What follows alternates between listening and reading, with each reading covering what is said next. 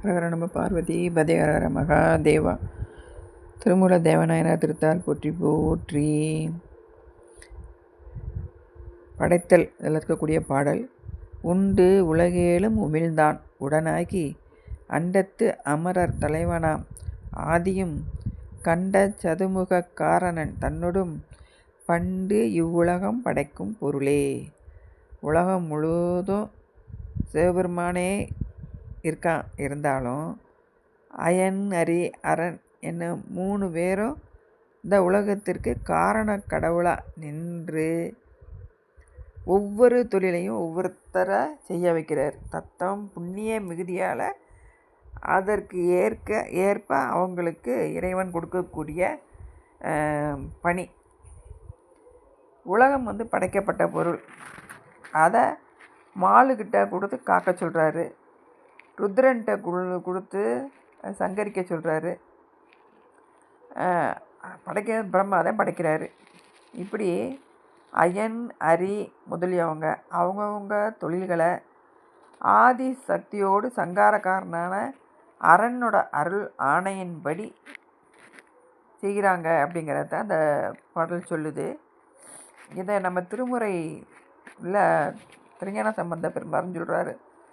தாம் கருங்கால தவிர வந்து இருவர் தம்மொடும் கூடினார் அங்கம் பாங்கினார் தரித்து பண்டுபோல் எல்லாம் பண்ணிய கண்ணுதர் பரமர்.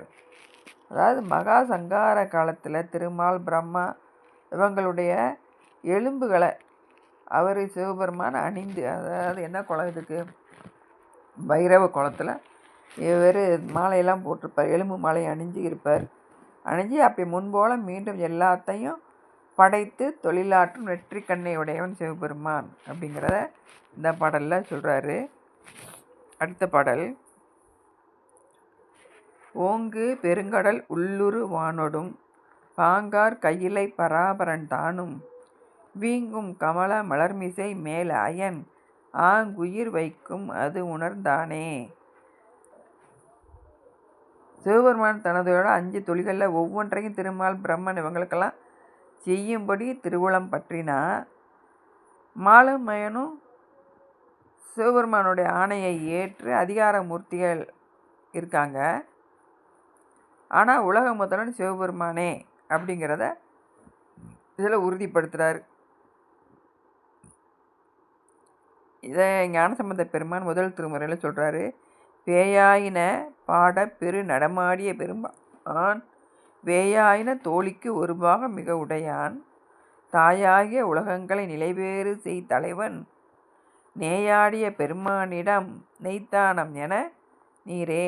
அதாவது ஊழி காலத்தில் பேய்கள்லாம் பாடுதான். மகா நடனம் ஆடக்கூடிய பெருமான் மூங்கில் போன்ற தோளையுடைய உமையாளோட தனது திருமேனியில் ஒரு பாகத்தை கொடுத்தவன், உமைக்கு தன்னுடைய திருமேனியில் ஒரு பாகத்தை கொடுத்தவன் எல்லா உயிர்களும் எல்லா உலகத்திலையும் வாழும் உயிர்களை நிலைவேறு செய்து அருளும் பொருட்டு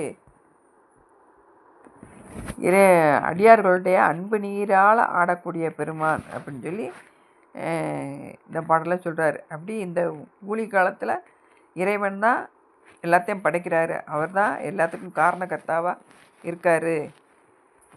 யார் ஒடுக்குறாங்களோ அவங்க தான் திருப்பி உருவாக்க முடியும். அவங்கள் தான் படைக்கிறதுக்கு காக்கிறதுக்கெல்லாம் ஆளுகளை நியமித்து அவங்க மூலமாக திருமால் அவங்க பிரம்மா அவங்களெல்லாம் நியமித்து அவங்களுக்கு தொழில் பண்ண சொல்கிறாரு அப்படிங்கிறத உறுதிப்படுத்தி சொல்லியிருக்காங்க. திருச்சிற்றம்பலம்.